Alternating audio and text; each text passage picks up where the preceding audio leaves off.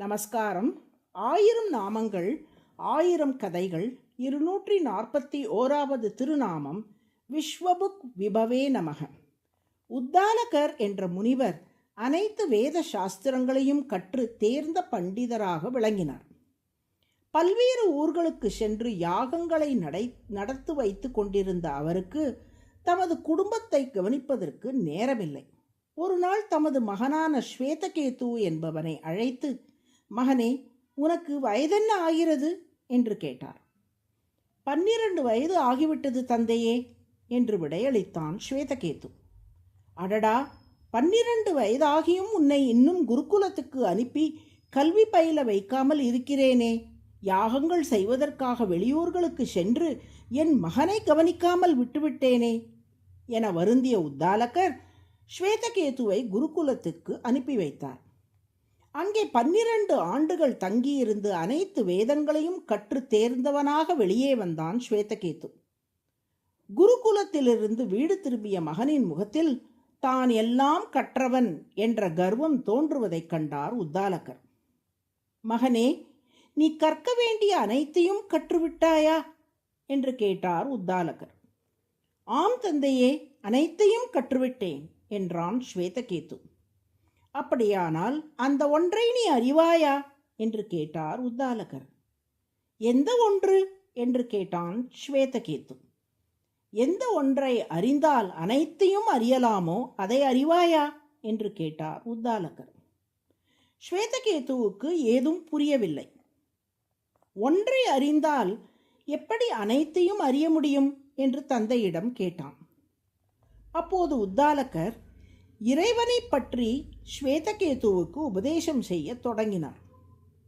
எப்படி மூலப்பொருளான மண்ணை அறிந்து கொண்டால் மண்ணால் ஆன பொருட்களாகிய குடம், பானை, மடக்கு உள்ளிட்ட அனைத்தையும் அறியலாமோ, எப்படி மூலப்பொருளான தங்கத்தை அறிந்தால் தங்கத்தால் ஆன ஹாரம், வளையல், மோதிரம், தோடு உள்ளிட்ட அனைத்தையும் அறியலாமோ, அதுபோல் உலகுக்கு மூல காரணமாக இருக்கும் இறைவனை அறிந்து கொண்டால் உலகம் அனைத்தையும் அறிந்து விடலாம்.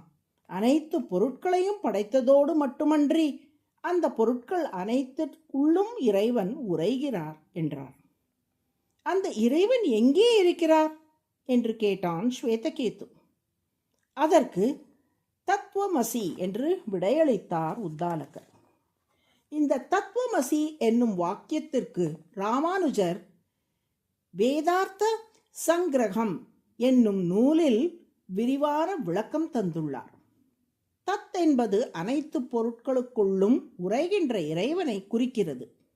துவம் என்பது ஸ்வேதகேதுவின் ஆத்மாக்குள்ளும் ஆத்மாவாக அவனுக்குள்ளே உறைகின்ற இறைவனை குறிக்கிறது. இறைவன் எங்குள்ளார் என்று ஸ்வேதகேது கேட்டான் அல்லவா, அதற்கு விடையாக தத்துவமசி, அதாவது அனைத்து பொருட்களையும் தனக்கு உடலாக கொண்டு அவைகளுக்குள் எந்த இறைவன் உறைகின்றானோ அதே இறைவன் தான் உன்னையும் தனக்கு உடலாக கொண்டு உனக்குள்ளும் உறைகிறான் என்று தந்தை விடையளித்தார். தத்துவமசி என்ற இவ்வாக்கியத்தின் பொருளை புரிந்து கொண்டால், அதாவது நமக்குள் இருக்கும் அதே இறைவன் தான் அனைவருக்குள்ளும் உள்ளார் என்று உணர்ந்து கொண்டால் யாரையும் வெறுக்க மாட்டோம், யாரோடும் சண்டையிட மாட்டோம், யாரிடத்தும் பொறாமை கொள்ள மாட்டோம், மற்றவரையும் நம்மையும் சமமாக பார்க்கின்ற பக்குவம் வந்துவிடும்.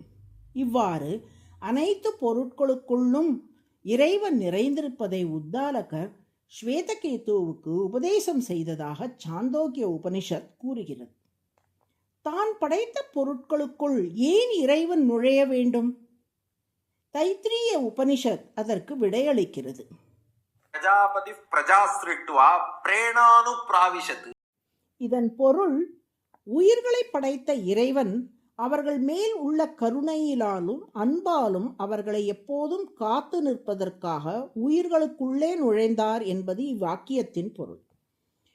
இவ்வாறு உயிர்கள் மேல் உள்ள கருணையாலும் அன்பாலும் அனைவர்களுக்குள்ளும் அனைத்துக்குள்ளும் திறமால் உறைந்திருந்து அவர்கள் அனைவரையும் அனைத்தையும் காப்பதால் விஸ்வபுக் விபு என்று அழைக்கப்படுகிறார்.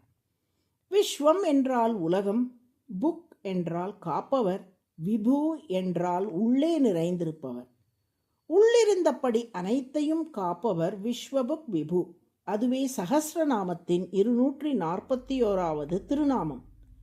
தன்னை போலவே பிற உயிர்களையும் பார்த்தலாகிய உயர்ந்த மனித நேயம் வளர விஸ்வபுக் விபவே நமக என்று இந்த திருநாமத்தை தினமும் சொல்லி திருமாலை பிரார்த்திப்போம். நாராயண நாராயண.